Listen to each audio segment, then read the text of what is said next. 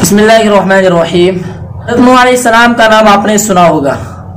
نوح علیہ السلام اللہ تبارک و تعالی کے بہت پیارے نبی تھے۔ نوح علیہ السلام نے تقریباً 950 سال اس زمین پر نبی بن کر رہے اور امت کی خدمت کرتے رہے اور اللہ تبارک و تعالی کے احکام کو لوگوں تک پہنچاتے رہے، لیکن نوح علیہ السلام کی قوم بہت نافرمان تھی۔ وہ نوح علیہ السلام کی باتوں کو نہیں مانتی تھی، وہ نوح علیہ السلام کی باتوں کو جھٹلا دیتی تھی اور وہ شیطان کے نقش و قدم پر چلتی تھی۔ حضرت نوح علیہ السلام اپنی قوم سے عاجز ہو گئے اور اللہ تبارک و تعالی سے ان کی ہلاکت کی دعا کر دی، اور اللہ تبارک و تعالی ان کی دعا قبول کر لی۔ جب اللہ تبارک و تعالی نے حضرت نوح علیہ السلام کی دعا قبول کر لی تو حضرت نوح علیہ السلام کو فرمایا کہ تم ایک کشتی تیار کرو۔ حضرت نوح علیہ السلام اللہ تبارک و تعالی کے حکم کے مطابق کشتی تیار کرنا شروع کر دیے۔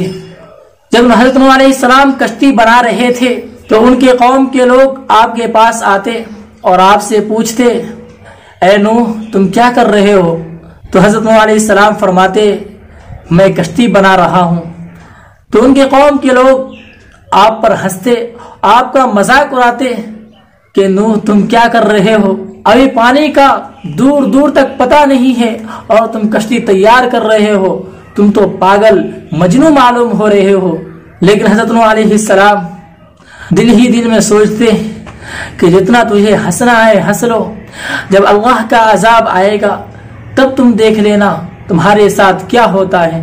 حضرت نوح علیہ السلام نے اس کشتی کو 300 گز لمبا اور 50 گز چوڑا اور 30 گز اونچا اور 3 حصے میں بنایا۔ جب وہ کشتی تیار ہو جاتی ہے تو اللہ تبارک و تعالی حضرت نوح علیہ السلام کو فرماتے ہیں، اے نوح تم اپنے ماننے والوں کے ساتھ اس کشتی کے اندر بیٹھ جاؤ، اس کشتی کے اندر سوار ہو جاؤ۔ حضرت نوح علیہ السلام اپنے ماننے والوں کے ساتھ اور کچھ پرندے کو لے کر اوپر والے حصے میں سوار ہو گئے اور بیچ والے حصے میں حضرت نوح علیہ السلام نے جانوروں کو رکھا اور نیچے والے حصے میں درندے کو رکھا۔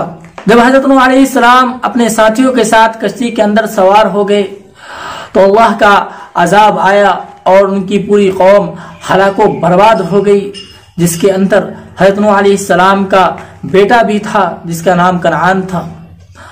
حضرت نوح علیہ السلام نے بہت چاہا کہ اس کو بچا لے، لیکن نوح علیہ السلام اپنے بیٹے کنعان کو نہیں بچا سکے۔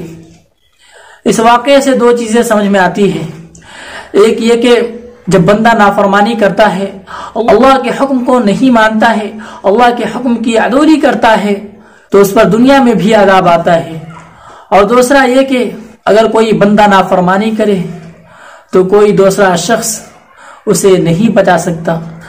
جب نوح علیہ السلام اپنے بیٹے کو نہیں بچا سکے تو پھر دوسرا شخص اپنے بیٹے کو کیسے بچا سکتا ہے؟ امید کرتا ہوں آپ کو یہ چھوٹا سا واقعہ پسند آیا ہوگا۔ میرے اور تمام امت مسلمہ کے لیے خیر کی دعا کرتے رہیں۔ السلام علیکم ورحمۃ اللہ وبرکاتہ۔